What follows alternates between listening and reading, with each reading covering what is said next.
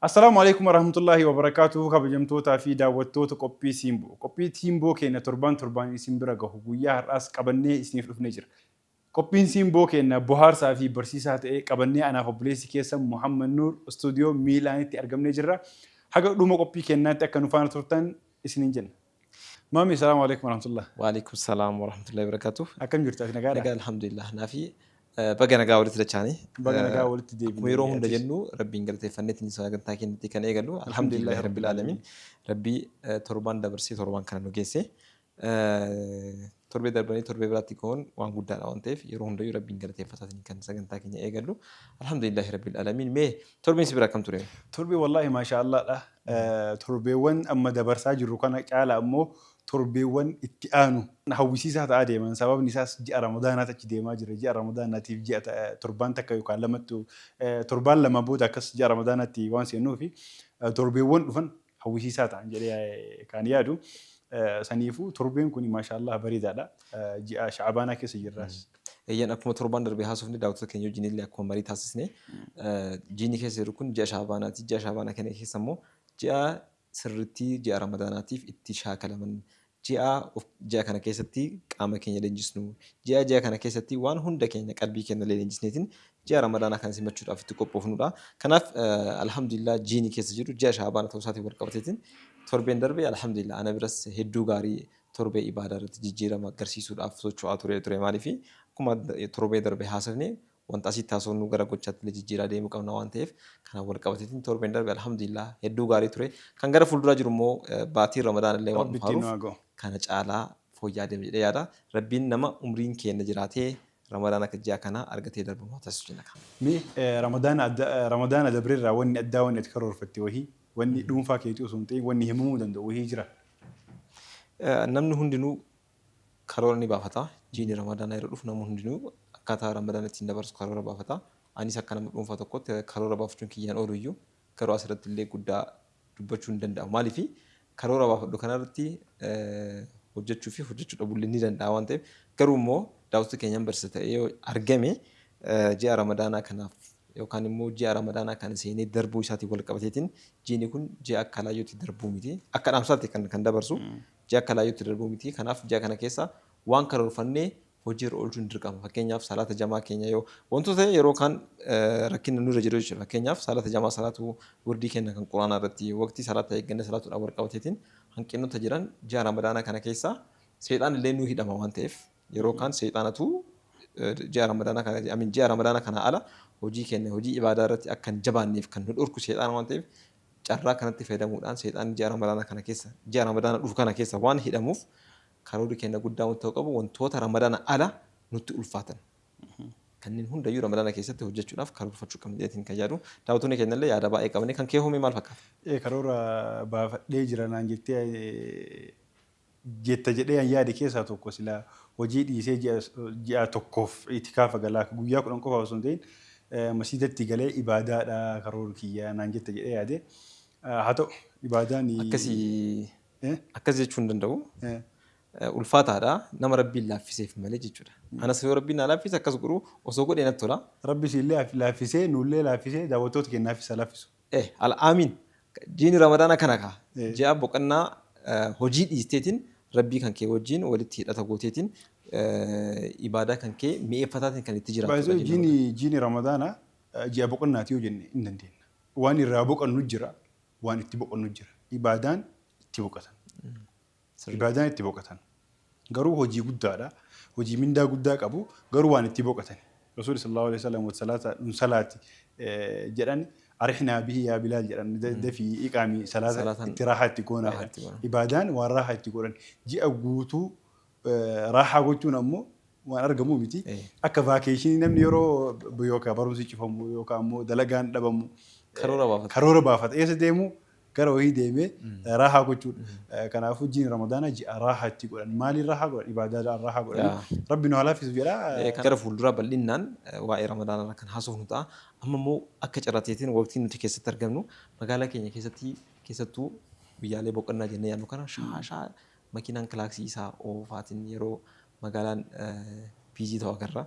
Maalirraa ka'eeti kun maal yeroo nama keessa jiru kun maaliif akkana sanbattan lamaan keessattuu immoo guyyaan boqonnaadhaa maaliif kana magaalaan bizii ta'ame.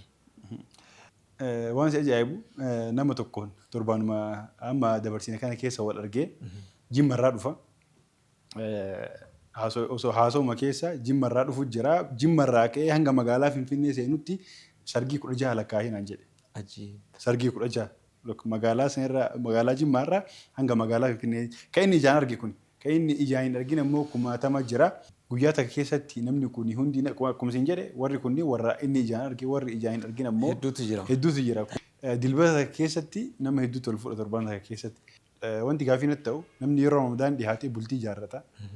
Bultiin haaroo ijaaramte suni yeroo Ramadaan dhiyaatu maal akka fakkaattu. Barakaa inni qabu. Barakaan inni qabu akkasiin na sirreessee barakaa inni qabuu fi gammachuu inni qabu tilmaamuu namatti ulfaatu maal jettaati maammi? Waan tokko beekuu qabda.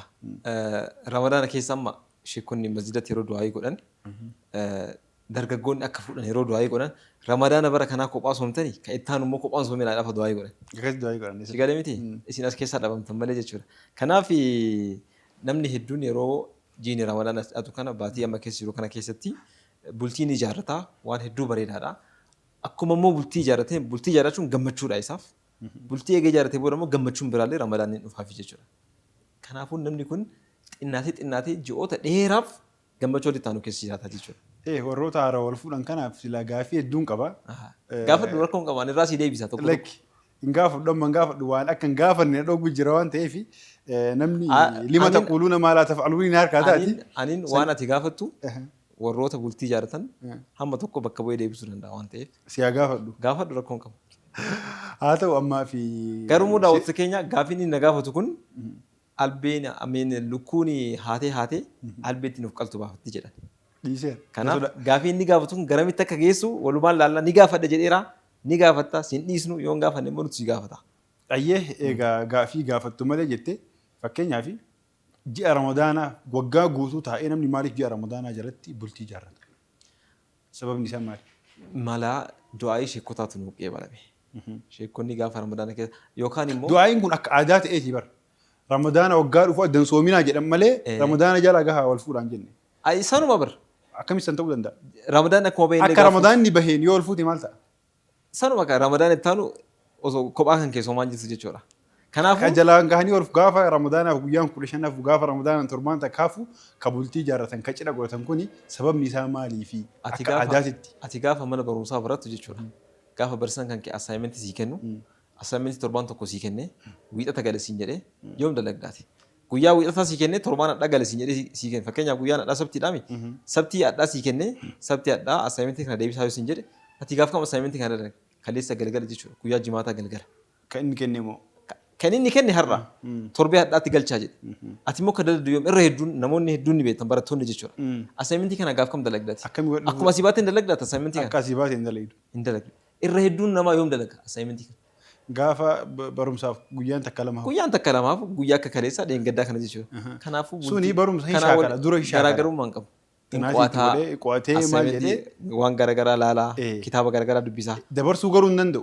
Assaayimentii san guyyaa san bira dabarsuu hin danda'u. Kan ammoo Ramadaana bira achi dabarsuu hin danda'a. Dalagataa gaafa intala fuudhu waan hedduutu sarara barbaachisa. San hunda ni qopheeffata waggaa kana guutuu keessatti jechuudha. Qopheeffatee Ramadaana boodatti maal dabarsine? Gahee kaa maal godhuuf Ramadaana booda dabarsa? Lakki maammi ilaal karooruma isaattu gaafa Ramadaanni dhufu wahii yeroo kanatu yeroo fuudhaaf heerumaati baratamaan akka aadaatitti yeroon kun yeroo fuudhaaf heerumaati maaliif akka yeroon kun yeroo fuudhaaf heerumaa ta'e maammeen naan deebisne gaafii maammeen akka gaatti naan deebisne daawwattootaaf dabarsa. Deebiseera garuu fudhachuu dhabuun mirga kan keeti garuu fudhataa jirtu.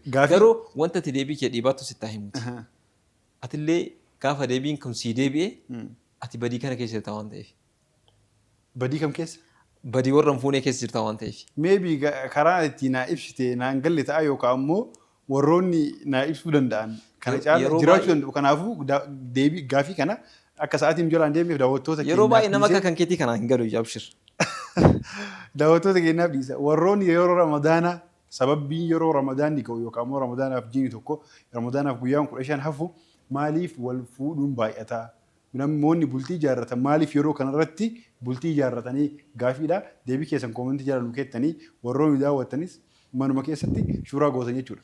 Kanaafuu gaaffii inni gaafate kanaafis deebiin deebisan jechuudha. Akkuma jettee. Eh, Mee gaaffii biraa si haa gaafadhu. Dayyee.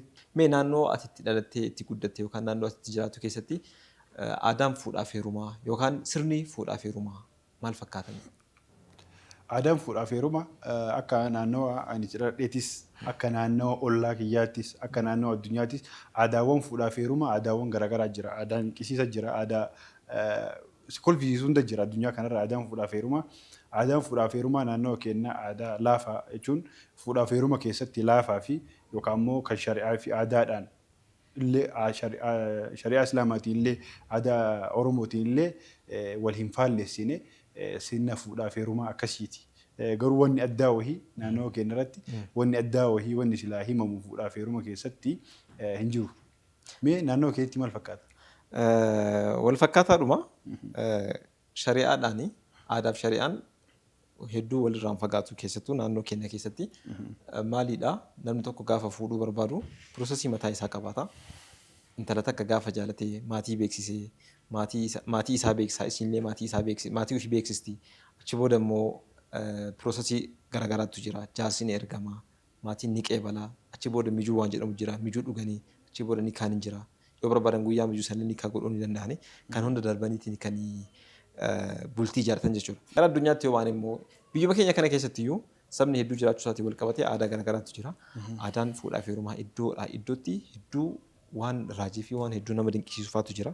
Keessattuu immoo saboota gara kibbaa kana yoo deeman naannoo kibbaa kana keessa aadaalee ajaa'ibatu jira.